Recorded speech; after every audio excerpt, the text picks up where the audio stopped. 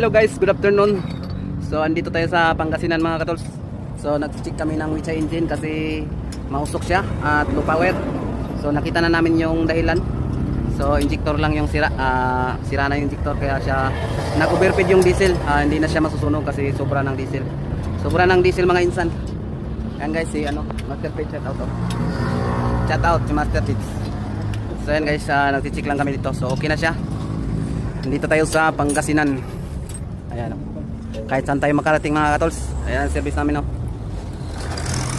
Master Page lang sa Kalam mga katols. Grabe ba.